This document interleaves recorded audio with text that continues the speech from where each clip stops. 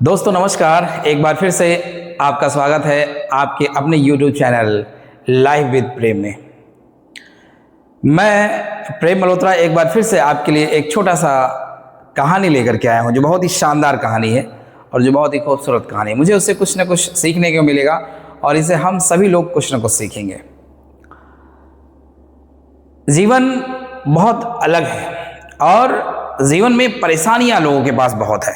मेरा मानना है कि ऐसा जीवन में कोई परेशानी नहीं है, ऐसी कोई समस्या नहीं है जिसका कोई हल नहीं है। और ये सत्य है, अगर प्रयास किया जाए तो हर चीज़ का हल मिल जाता है। एक ऐसी छोटी सी कहानी हम सभी आपके बीच लेकर के आए हैं। एक बार एक गांव में एक साधु रहता था और वो साधु इतना बुद्धिमान था कि लोगों की समस्याएं जो थी वो लोग उनके पास लेकर के आते थे और वो साधु इतने बुद्धिमान थे कि वो हर समस्याओं का हल बड़ी आसानी से ढूंढ लेते थे। उनके अंदर क्वालिटी थी, उनके अंदर इतना बेहतर नॉलेज था कि बड़ी आसानी से लोगों की समस्या का निवारण करते थे। एक बार की बात है, गांव में देखा उन्होंने कि गांव वाले बहुत परेशान हैं। हर गांव का व्यक्ति कहता है कि मेरी समस्या है, मेरे पास बहुत सारी समस्याएं हैं, उनके पास बहुत सारी, मतलब गाँव का ऐसा कोई व्यक्ति नहीं था जिसके पास समस्याएं ना थी। हर व्यक्ति के पास विभिन्न विभिन्न प्रकार की समस्याएं लगती। लोगों को लगता था कि मेरी समस्या बहुत बड़ी है और उन दूसरे लोगों को लगता था कि मेरी समस्या बहुत बड़ी है, लेकिन ऐसा नहीं था। लोग अलग अलग सिस्टम से, अलग अलग दिमाग में उनके ये बातें चलती थी। एक बार साधु जी ने कहा कि ऐसा है कि आप सभी लोग हमारे पास आइए। तो साधु जी ने सभी गाँव वालों को अपने पास बुलाया और बैठाया। उन्होंने एक एक पर्ची दिया और कहा कि आप सभी लोग आप इस पर्ची पर, यानी आपने जो आपको पर्ची दिया जा रहा है उस पर्ची पर अपनी अपनी समस्या जो है वो लिख दीजिए आप। तो गांव वालों ने क्या किया, अपनी अपनी समस्या उस पर्ची पर लिख दिया। तब साधु जी ने कहा कि ये जो थैला रखा हुआ है, इस थैले में आप सभी लोग अपनी अपनी पर्चियां डाल दीजिए।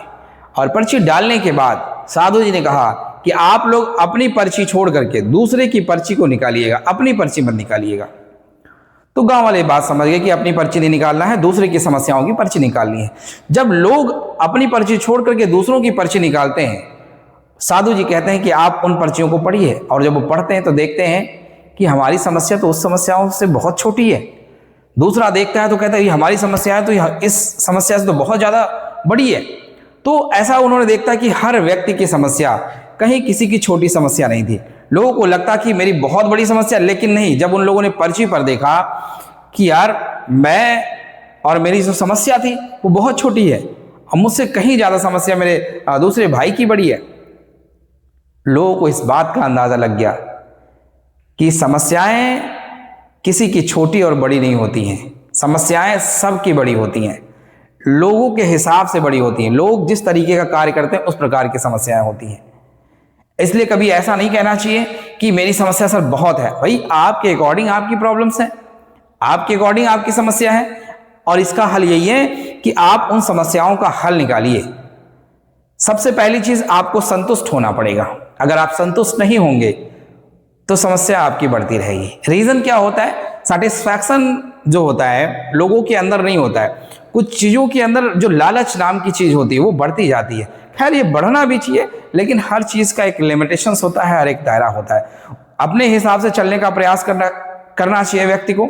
अगर जो व्यक्ति इस प्रकार की सोच नहीं रखता है तो वो बोझ तले दब जाता है। तो मेरा मानना है कि आप अपने समस्याओं का हल स्वयं निकालेंगे।